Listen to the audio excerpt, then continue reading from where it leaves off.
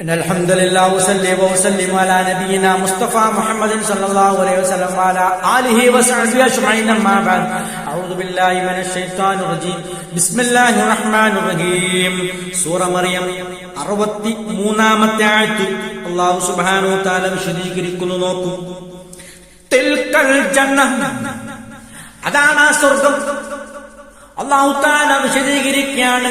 അല്ലാഹു തആല ചൂണ്ടിക്കൊണ്ട് പറയുകയാണ് തിൽക്കൽ ജന്ന.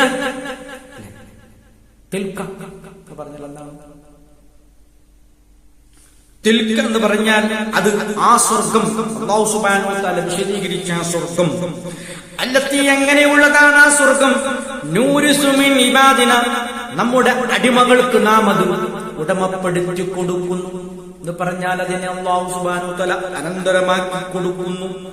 മൻകാന തഖിയ, മൻകാന ഒരുവന് തഖിയ, തഖ്വയുള്ളവന് എന്ന് പറഞ്ഞാൽ അല്ലാഹുവിനെ സൂക്ഷിച്ചു ഭയഭക്തിയോടുകൂടി ഈ ദുനിയാവിൽ ജീവിച്ചവൻ, അല്ലാഹുവിനെ ഭയപ്പെട്ട് 5 വക്ത് കൃത്യമായി അതിന്റെ സമയത്ത് തന്നെ നമസ്കാരം നിർവഹിച്ചവൻ, അല്ലാഹുവിനെ ഭയപ്പെട്ടുകൊണ്ട് റമദാൻ മാസത്തിൽ 30 നോമ്പനുഷ്ഠിച്ചവൻ, അല്ലാഹുവിനെ ഭയപ്പെട്ടുകൊണ്ട് കണക്ക് നോക്കി സകാത്ത് കൊടുത്തവൻ, അല്ലാഹുവിനെ ഭയപ്പെട്ടുകൊണ്ട് കഴിവ് വന്നപ്പോൾ മക്കത്ത് പോയി ഹജ്ജും ഉംറയും നിർവഹിച്ചവൻ, അല്ലാഹുവിനെ ഭയപ്പെട്ടുകൊണ്ട് അല്ലാഹു അല്ലാത്തവരെ ആരാധിക്കാത്തവൻ,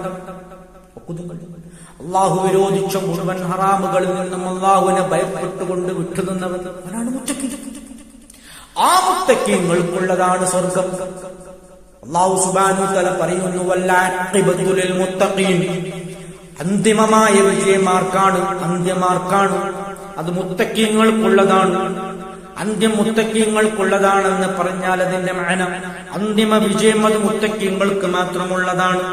അതാണ് ഈ ആയത്തിലും അല്ലാഹു വിശദീകരിക്കുന്നു. തിൽക്കൽ ജന്നത്തുല്ലത്തി നൂരിസു മിൻ ഇബാദിനാ മൻ കാന തഖിയ, അല്ലാഹുവിനോട് ഭയഭക്തിയുള്ള തഖ്വയനുസരിച്ച് സൂക്ഷ്മജീവിതം നയിച്ച എന്റെ അടിമക്കുള്ളതാണ്, എന്റെ അടിമകൾക്കുള്ളതാണ് ആ സ്വർഗം ഞാൻ തയ്യാറാക്കി വെച്ചിരിക്കുന്നത് എന്ന് അല്ലാഹു സുബ്ഹാനഹു വ തആല സൂറത്ത് മറിയമിൽ കൂടി വളരെ ഭംഗിയായി വിശദീകരിച്ചു തരികയാണ്. ഇനി ഇതിനെ ആഗ്രഹിക്കണം നമ്മൾ, അതിനനുസരിച്ച് അത് ലഭിക്കാൻ ആവശ്യമായ കർമ്മങ്ങൾ നമ്മൾ സ്വരുക്കൂട്ടി ചെയ്യണം. അള്ളാഹു തൃപ്തിപ്പെടുന്ന വിശ്വാസം വെച്ചു പുലർത്തണമെന്നൊക്കെയാണ് ഈ പറഞ്ഞതിന്റെ പൊരുൾ. കൃത്യമായി മനസ്സിലാക്കുന്ന സജ്ജനങ്ങൾ അള്ളാഹു നമ്മെ ഉൾപ്പെടുത്തി അനുഗ്രഹിക്കുമാറാകട്ടെ. ആഖിർ ദഅവാനാ അൽഹംദുലില്ലാഹി റബ്ബിൽ ആലമീൻ.